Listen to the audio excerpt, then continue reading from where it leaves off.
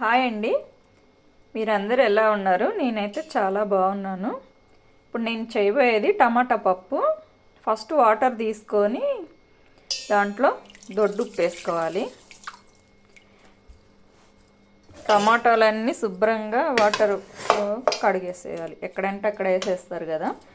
ఒక అరగంట నీళ్ళల్లో, ఉప్పు నీళ్ళల్లో వేసి పెట్టుకోవాలండి. ఈ ఉప్పు నీళ్ళల్లోనే ఒక ఉల్లిగడ్డ, ఒక 4 పచ్చిమిరపకాయలు శుభ్రంగా వేసి పెట్టుకొని ఇట్లా కడుక్కోవాలి.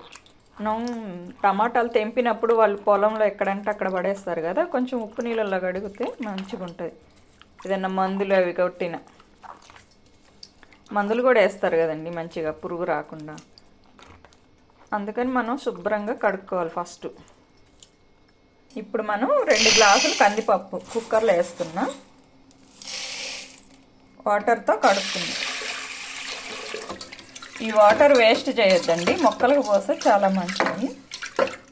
ఇప్పుడు కడుక్కున్నట్లు మనం వాటర్ వేస్తాం, సరిపడా వాటర్ వేసి ఇప్పుడు దీంట్లో కట్ చేసి పెట్టుకున్న పచ్చిమిరకాయలు, ఉల్లిపాయలు, టమాటా ముక్కలు వేసేద్దాం.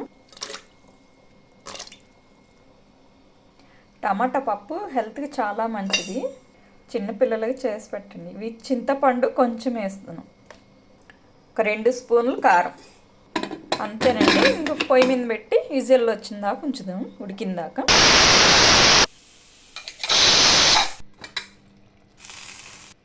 ఇప్పుడు టేస్ట్కి సరిపడా ఉప్పు వేసుకుందాం. ఇప్పుడు ఇది మెత్తగా రుబ్బుదాం.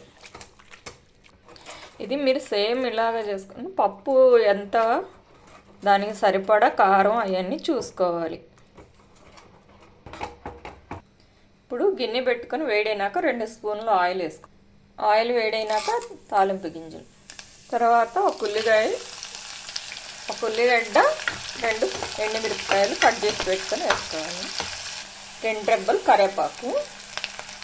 దీంట్లో మనం కొంచెం ఇంగ వేసుకుంటే చాలా బాగుంటుంది. అయిపోయింది, మీ కాడ ఉంటే వేసుకోండి. ఇప్పుడు 2 చిన్న ఉల్లిపాయలు. ఇంగ వేసుకుంటే టేస్ట్ చాలా బాగుంటుందండి.